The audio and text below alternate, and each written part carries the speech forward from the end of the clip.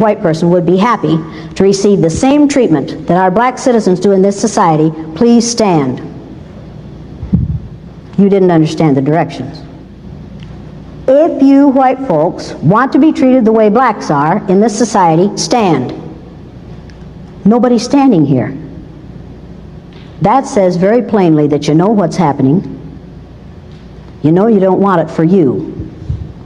I want to know why you're so willing to accept it or to allow it to happen for others. What's up, guys? Once again, welcome back to my YouTube channel. I'm your host Larry, and in today's video I want us to look at this video whereby Jen Elliott is talking about racism in the United States and has the courage to boldly tell the white folks that everything belongs to Africans. Africans are the true originals of all the businesses and resources that are in the United States. And also I want us to look about these other white folk who's John Perkins. John Perkins is talking about, first of all, he is an American activist and an author. So John Perkins is talking about how the United States sabotages the African resources. They target the African countries. They sabotage their resources, and that's why they give, or rather they offer, these African countries huge amount of loans that they know this country will not be able to pay. And at the end of the day, the United States goes forward and says, since you have this debt and it's clearly you cannot afford to fully pay it, we now want a piece of the flesh. And the flesh simply refers to our resources, our valuable minerals. So guys, let's watch this video. Please, if you're new to my channel, remember and consider to subscribe. To my new subscribers, my new viewers, I want you to feel much welcomed on board, and to my returning subscribers, I have to say thank you so much. So let's have a dive into this video, and then we'll have a short discussion after the video. White person would be happy to receive the same treatment that our black citizens do in this society, please stand. You didn't understand the directions. If you white folks want to be treated the way blacks are in this society, stand. Nobody's standing here. That says very plainly that you know what's happening. You know you don't want it for you. I want to know why you're so willing to accept it or to allow it to happen for others. If you are raised and schooled in the United States of America, and you have gone to school for 13 years, K through 12, and you aren't a racist, you weren't listening. Now, people really resent it when I say that, but wait a minute, folks. Who do we say invented everything, discovered everything, did all the writing, did all the reading? People. Eventually, maybe you'll actually say when the teacher says Christopher Columbus discovered America and he met those Indians here. There were no Indians here when Christopher Columbus got here. There were people from Africa who had been here for over 10,000 years before Christopher Columbus was born. It's time for us to teach our children the truth. And it's time for us to say, okay, we're going to talk about Black Lives Matter. People, everybody trace your DNA back as far as you can trace it. And you're going to find out that every one of you has in their DNA some DNA from a country in Africa. That's a fact. It's time for us to start teaching the truth instead of the lie. There's only one race of people on the face of the earth. There are lots of different color groups, lots of different national groups, lots of different gender groups and sexual orientation groups, but they're all members of the same damned race. And if we don't stop what we're doing, we are going to be damned because of our desire to promote the idea of a white race. CRT, what does CRT stand for? Critical Race Theory. For me, CRT stands for Curriculum Respecting Truth. Curriculum Respecting Truth. What other kind of education should we be offering other than a curriculum that respects the truth, that tells us that the first discoverers of the United States of America came from Africa? We owned a house and we put the house up for rent. Somebody called and said, "Do you rent to coloreds?" And I said, "This is an all-white community. And I knew exactly and immediately what I had done. I had defected to the enemy, and I had always sworn that I would never go along with racism. But when the chips were down and money was involved, I knew immediately if we rented that to people of color, when we came back there, nobody would have anything to do with us. And I knew what I had done. And the woman said, okay, thank you, and hung up. I will never forget that as long as I live, and I will never let it happen to me again.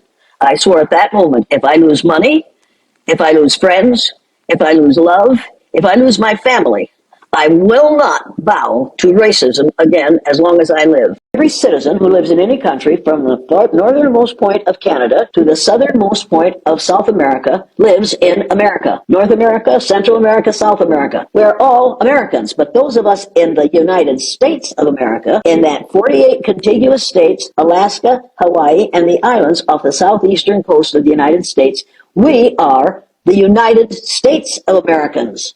And we've got to start calling this country either the United States, or if you don't want to use all those syllables, the U.S. We've got to be more careful with our language. We need to take the words under God out of the pledge. And I told my third graders, because I had children whose parents didn't believe in praying publicly. I said, if you kids don't want to say the words under God in the pledge, you don't have to. And if you want to, you can sit down during the Pledge of Allegiance to the flag, as long as the words under God are in it. And a couple of them sat down every year. And I had no problem with that, because I didn't have the right to force my religion or somebody else's religion on every one of those kids. The people who are for it, what's their mindset? They're scared. They're afraid those people, those immigrants, are going to come over here and take their jobs. Let me tell you something.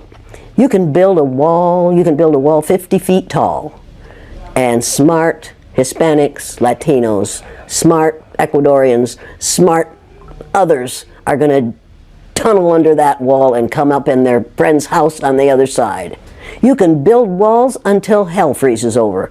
You will not keep that immigration from happening, and you'd better hope we don't keep that immigration from happening. We need those people. Do you know what will happen to the economy of this country if we take all the people who are brown-skinned immigrants out of this country, if we send them back? Do you know what will happen to our economy? Do you know what will happen to farming in California?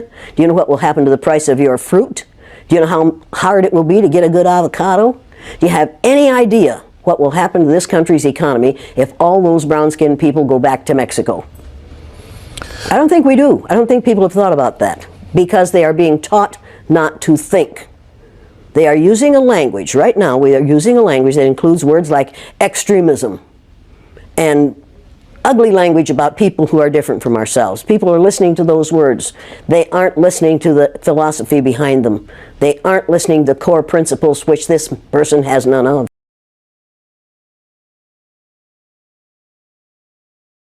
We will identify a country, usually a developing country, that has resources we covet, our corporations covet, like oil.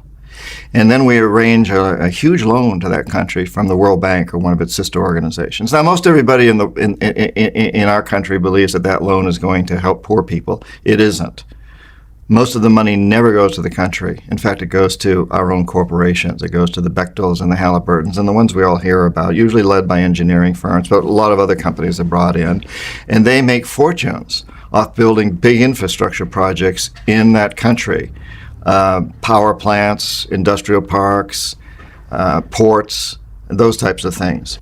The country's left holding this huge debt that it can't possibly repay.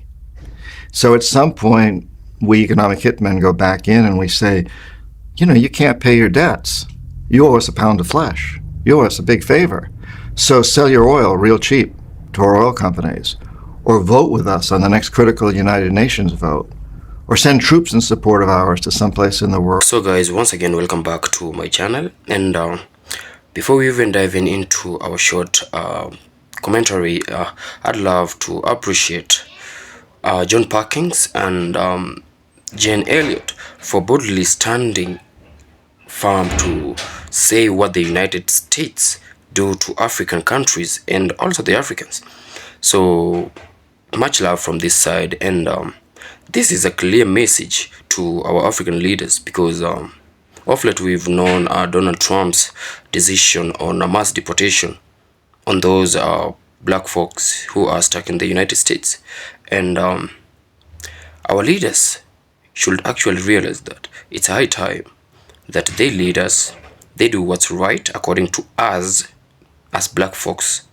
And also, just to those who are our fellow African who are stuck in the diaspora, and we would like to let them know that they are welcomed back home anytime, any day. They shouldn't let these frustrations of Donald Trump's immigration bother them.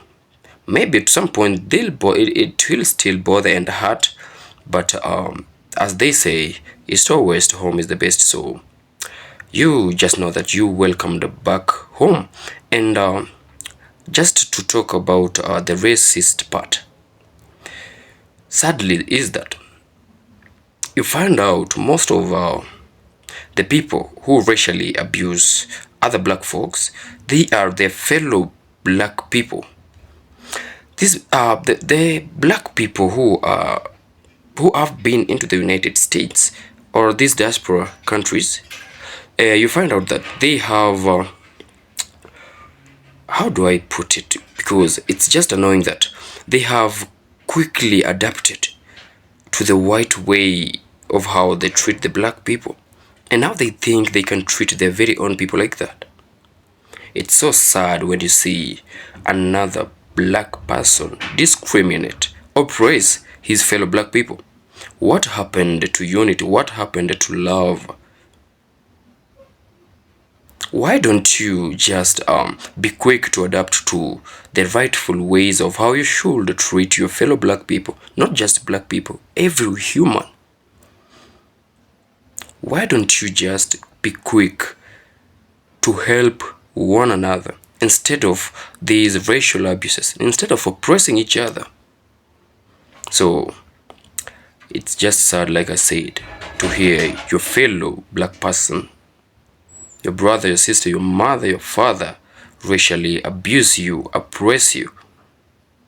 So